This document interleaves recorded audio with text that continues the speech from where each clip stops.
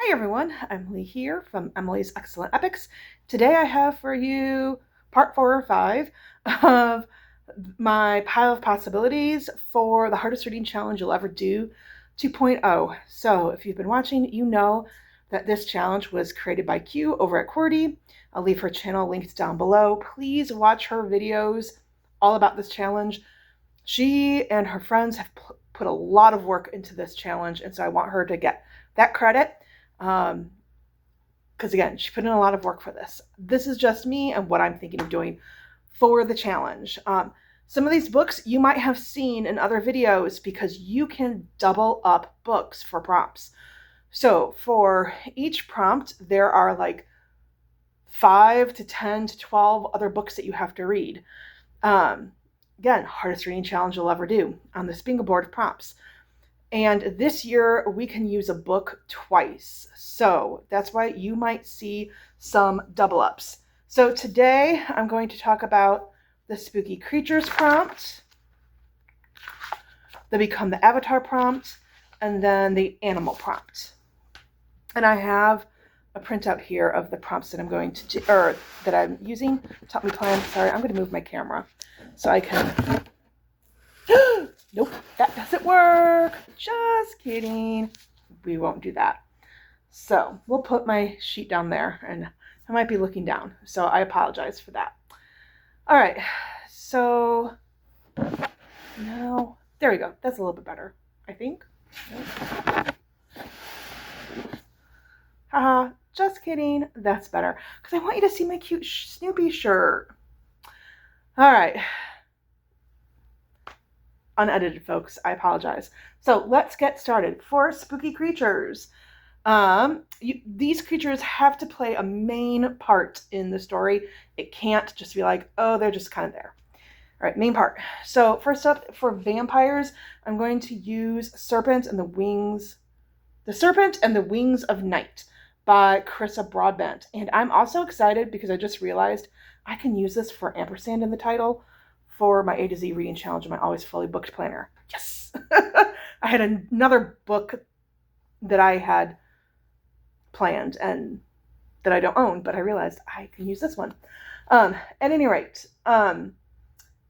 this is a romantasy. It is the first in a duology about the adopted human daughter of the Nightborn vampire king, and that's really all I know. I believe that she falls in love with a vampire.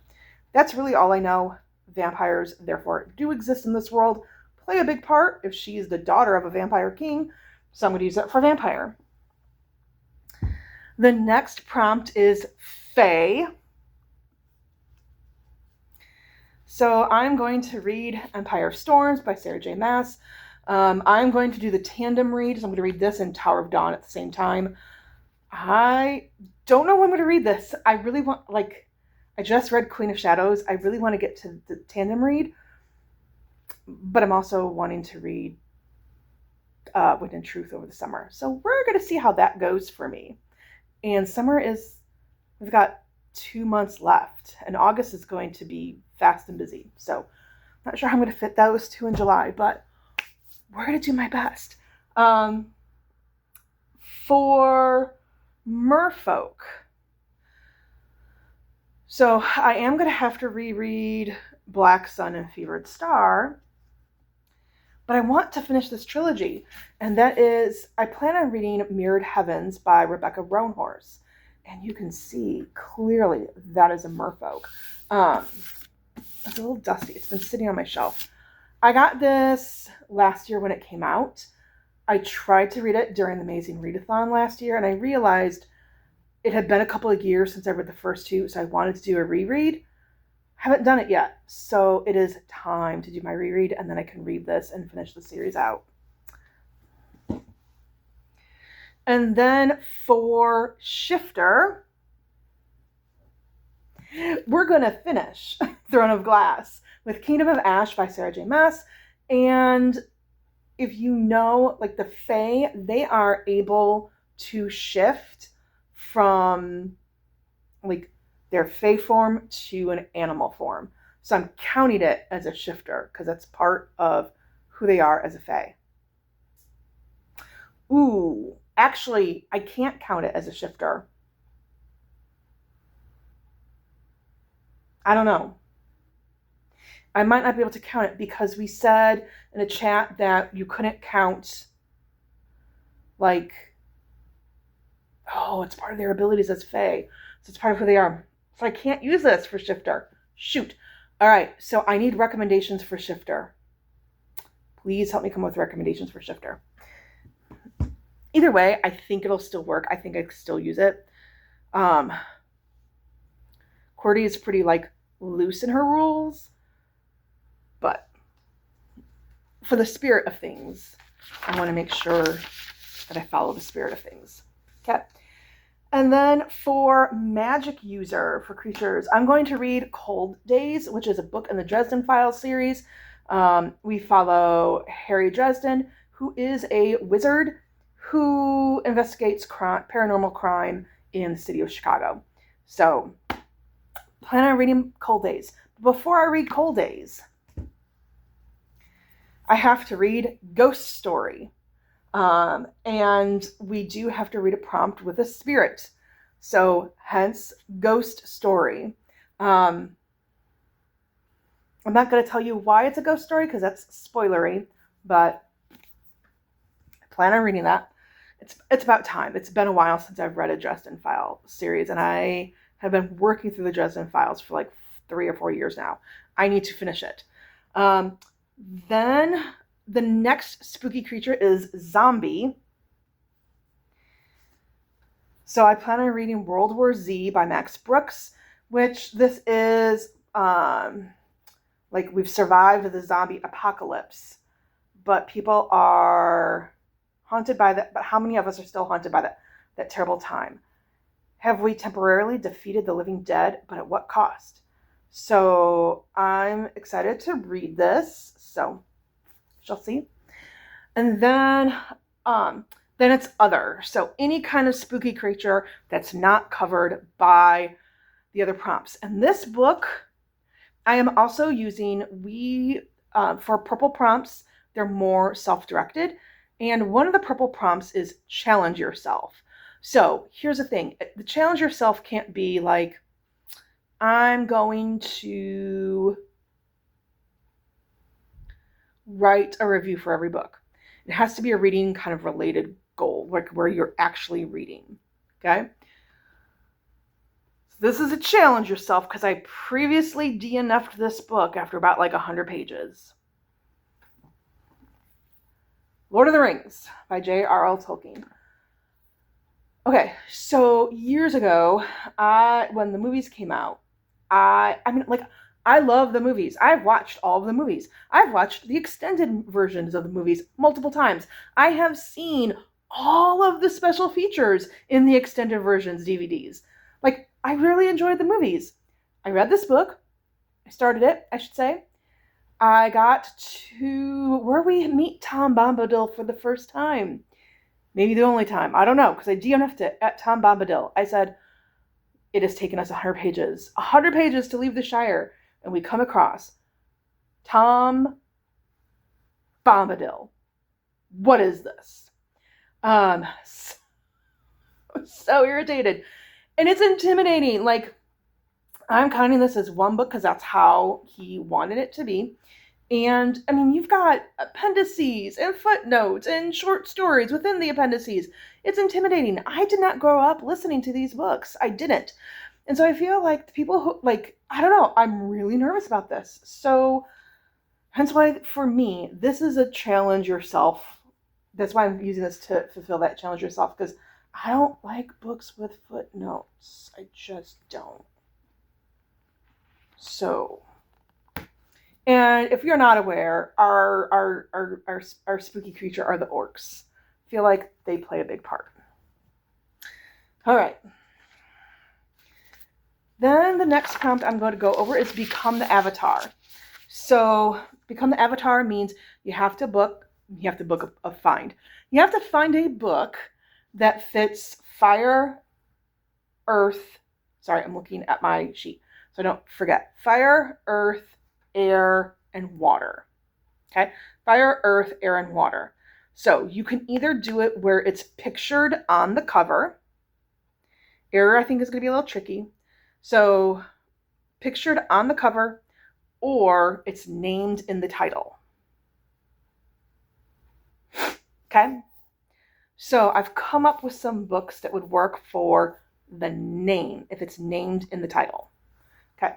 So for Fire, I plan on reading Fire Endless by Rebecca Ross. This has been on my TBR for far too long. I could also use it as pictured on the cover if I wanted to. If I need to flop out and say I need something where it's pictured on the cover, it's easily pictured on the cover. For Earth, House of Earth and Blood, the first book in the Crescent City series by Sarah J. Maas. So that was easy. For Air, I just Googled what are some books with air in the title, and the book is Off the Air. I'm not sure if I'll be able to find it, but we're just putting that out there. And then for Water, The Water Princess, I could potentially do Water Moon as well, but it, I think, is already doubled up for prompts. So I can triple it if I need to, but I have to earn points and turn in those points. So I need to make sure I have enough points where I can do that. There is a point system on the tracking sheet that Cordy and her friends put together. So I am going to follow that along to see and fill it out to see could I triple up on that prompt? I don't know. But that's what I'm planning for Become the Avatar. And finally, for Animal. The first prompt is a house pet. Remember, these animals they can't just be oh, they were just kind of there. Someone has a dog and it's mentioned briefly. It still has to be featured relatively prominently in the story. Okay? So I'm going to read The Cat Who Played Brahms. So you've already seen this before. So The Cat Who Played Brahms, this is the 5th book in the Cat Who series by Lillian Jackson Braun. I'm going to tell you something, because some people weren't familiar with the Cat Who series who's watched my first video. If you go back and read the first few books, they were published in the 60s. They're rough. They are rough reading, pretty misogynistic, fat-shaming. Be aware. The series does progressively get better, but I still feel like Quillerin is not the most likable main character. The cats are really who sell it. And Quillerin is a down-on-his-luck newspaper reporter who, because of choices that he has made in his life, and he solves murder mysteries, and as he's been solving these murder mysteries, he has adopted 2 cats, and these cats are pretty smart and help him solve the mysteries. So, for exotic pets, I don't have the book, but I plan on reading a Dr. Dolittle book. For farm animals, don't have the book. I plan on reading probably a picture book. Cordy said we can use picture books, so I'm probably going to read a picture book. I've read Animal Farm. I've read Charlotte's Web, a Farmer Boy, Little House on the Prairie books. So I wasn't quite sure what to use for farm animals. So figure a picture book will work that I have not read. I can't use Click, Clack, Moo. How was that type? I've already read that when my nephews were little. For wild animals, I debated Wild Magic by Tamora Pierce, because for sure there are wild animals in that. But that would also be a reread. So for a new book that I have not read yet, I'm going to read Voyage of the Basilisk by Marie Brennan. Now, one might argue that these aren't really dragons aren't really exotic animals. But in this world, this is the 3rd book in the Memoirs of Lady Trent.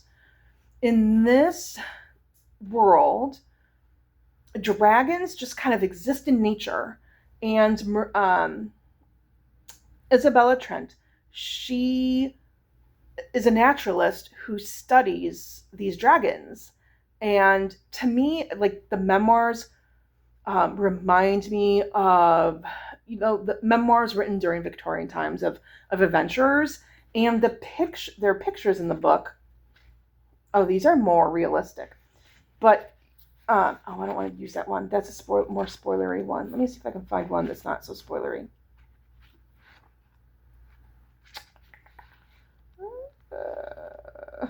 Here we go. So you can see they're pretty realistic. Isn't that beautiful? And so it reminds me more so the first one, but it reminds me of Audubon and how the drawing style and the picture styles are in this book. So that's why I figure this would work for wild animals. And then for zoo animals, I'm going to use The One and Only Ivan by Catherine Applegate. This is a story about Ivan, who is a gorilla who lives in the shopping mall. It's based on a true story, I believe, and the gorilla who lives there. And apparently it was made into a motion picture. It's also a Newbery winner. So if you want to use it for award winners, you can use it. So I've heard fantastic things about this book. All right, so what did I go over? I went over the prompts of spooky creatures, become the avatar, and the animal challenge. And I also talked about the create your own challenge. So the next video, I'm going to work on talking about the LGBTQIA alphabet, BIPOC. I'm not going to go over new releases. And then nonfiction. Okay. The new releases I'm not going to go over simply because I figure with Aardvark and Book of the Month, that will be easy to just plug those in for that. So thank you so much for watching. Have you read any of these books? What do you think I should prioritize? And for those of you who are Lord of the Ring lovers, any tips for how to help me tackle that? Because I am for sure intimidated by that novel. And that sounds weird when I've read pretty much all of the Stormlight Archive. I still have One in Truth to read. But when you think of I've read Stormlight Archive, I'm intimidated by Lord of the Rings. Thank you so much for watching. Like, subscribe, leave a comment down below. All of that helps my channel to grow. Bye.